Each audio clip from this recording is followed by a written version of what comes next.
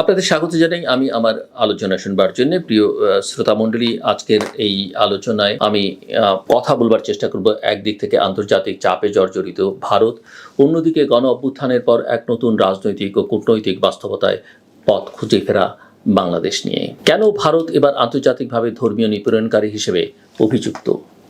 কেমন করে বাংলাদেশের এক প্রজন্ম গড়ে তুলছে রাজনৈতিক সংস্কারের স্বপ্ন এবং একটি বিকল্প রাজনৈতিক ব্যবস্থার জন্য দিতে গিয়ে তারা কি ভুল পথে পা ফেলছে? এই প্রশ্নগুলোর উত্তর খোঁজাই আমার আজকের এই আলোচনার উদ্দেশ্য। এই আলোচনার মধ্যে আমি ভূ রাজনীতির নানা বিষয় নিয়েও আলোচনা করবার চেষ্টা করব। আমেরিকার USCIRF এর 2025 সালের বার্ষিক রিপোর্টে সরাসরি ভারতের গোয়েন্দা সংস্থা রকে অভিযুক্ত করা হয়েছে ধর্মীয় স্বাধীনতা লঙ্ঘনের জন্য। শুধু তাই নয়, ভারতকে কান্ট্রি অফ পার্টিকুলার কনসার্ন হিসেবে তালিকাভুক্ত করার সুপারিশও করা হয়েছে।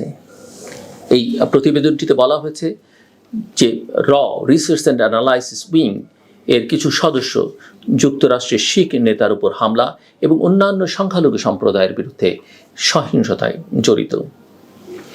ভারত সরকার এই যুক্তরাষ্ট্রের এই প্রতিবেদনটিকে রাজনৈতিক উদ্দেশ্য প্রণোদিত বলে প্রত্যাখ্যান করেছে। কিন্তু প্রশ্ন উঠছে, ভারত কি ধীরে ধীরে একটি প্রবলেমেটিক ডেমোক্রেসির তকমা পাচ্ছে আন্তর্জাতিক মঞ্চে? বাংলাদেশের প্রেক্ষাপটে এটি অত্যন্ত গুরুত্বপূর্ণ, কারণ ভারতের ভূরাজনৈতিক ছায়া অনেকটাই বাংলাদেশের নীতি নির্ধারণে প্রভাব ফেলে। এখন যখন বাংলাদেশ এক নতুন আন্তর্জাতিক কৌশলে নিজেদের অবস্থান ঠিক করতে চাইছে, তখন প্রতিবেশী ভারতের এই চাপ বাংলাদেশের জন্য বাড়তি সুবিধা এবং চ্যালেঞ্জ দুই তৈরি করছে। সম্প্রতি বাংলাদেশ ঘুরে গেছেন দুজন প্রাক্তন মার্কিন কূটনীতিক। একজন উইলিয়াম বি মাইলাম, যিনি একসময় বাংলাদেশে মার্কিন যুক্তরাষ্ট্রের রাষ্ট্রদূত ছিলেন। আরেকজন জন ড্যানিলোভিচ। জন বাংলাদেশে ডেপুটি চিফ অফ মিশন হিসেবে মার্কিন যুক্তরাষ্ট্রে কাজ করেছেন এবং তারা দুজন রাইট টু ফ্রিডম নামে একটা অর্গানাইজেশন প্রতিষ্ঠা করেছেন যুক্তরাষ্ট্রে এবং তাদের মূল কাজের জায়গা বা ফোকাস হচ্ছে বাংলাদেশ। জন সম্প্রতি একটা লেখা লিখেছেন, যেখানে তিনি লিখছেন যে দীর্ঘ 1 দশক পর আমি পা রাখি এমন এক বাংলাদেশে যেখানে মাত্র 7 মাস আগেই এক নীরব কিন্তু দৃঢ় গণ অভ্যুত্থানে শেখ হাসিনার দীর্ঘ একচ্ছত্র শাসনের অবসান ঘটেছে। ছাত্রনেতা, নাগরিক সমাজ, পেশাজীবী এবং সাধারণ মানুষের অংশগ্রহণে এই পরিবর্তনের ঢেউ এতটাই সুসংগঠিত ছিল যে তা সামরিক হস্তক্ষেপ ছাড়াই একটি অন্তর্বর্তীকালীন সরকারের পথ তৈরি করেছে। জনের লেখাটা ইংরেজিতে, আমি তার খানিকটা বাংলা করে আপনাদের বোঝাবার চেষ্টা করছি। ঢাকার রাজপথে যে পরিবর্তনের আলো দেখেছি জনের ভাষায়, তা পুরোপুরি নীতিকেন্দ্রিক। জনগণ আর শুধু বদল নয়, তারা খুঁজছে ব্যবস্থা বদলের প্রতিশ্রুতি। এই আলোচনার মধ্যে ইউনূস সরকারের সম্ভাবনা এবং দুর্বলতার প্রসঙ্গ আছে। ডক্টর মোহাম্মদ ইউনূসের সরকারের সামনে এক বিশাল চ্যালেঞ্জ: প্রশাসনের রাজনৈতিক অনুপ্রবেশের দমন, নিরাপত্তা বাহিনীর নিরপেক্ষতা নিশ্চিত করা এবং দেশকে একটি গ্রহণযোগ্য নির্বাচনের দিকে ঠেলে দেয়া। কিন্তু সমস্যা হচ্ছে, এই সরকারে অনেক উপদেষ্টার প্রশাসনিক অভিজ্ঞতা সীমিত, আর পুরনো আমলাতন্ত্রের ভেতরে প্রতিরোধের দেয়াল এখনো দৃশ্যমান। তবুও এই সরকার তার সংস্কার কমিশন, স্বচ্ছ নির্বাচন আয়োজনের অঙ্গীকার এবং কূটনৈতিক ভারসাম্য বজায় রাখার চেষ্টায় একটি ইতিবাচক বার্তা দিয়েছে। জন সেটা মনে করেন। প্রশ্ন হলো, এই বার্তা তারা কতদূর বাস্তবায়ন করতে পারবে? নির্বাচনের প্রশ্ন: আওয়ামী লীগ কি প্রতিদ্বন্দ্বিতা করতে পারবে? আওয়ামী লীগ কি রাজনীতি করতে পারবে? আওয়ামী লীগের ভবিষ্যৎ এখন এক বড় রাজনৈতিক প্রশ্ন। তাদের নেতৃত্বে যাদের বিরুদ্ধে গুরুতর দুর্নীতির অভিযোগ রয়েছে, যাদের ভূমিকা ছিল দমনমূলক, তাদের নিয়ে কি একটি গণতান্ত্রিক নির্বাচনে অংশ নেওয়া সম্ভব? আওয়ামী লীগ কি আসলেই নমিনেশন দিতে পারবে? বা তারা যদি নির্বাচনে অংশ নেয়, তারা কি লেভেল প্লেইং ফিল্ড পাবে বা একটা শান্তিপূর্ণ আবহাওয়ার মধ্যে নির্বাচন করতে পারবে?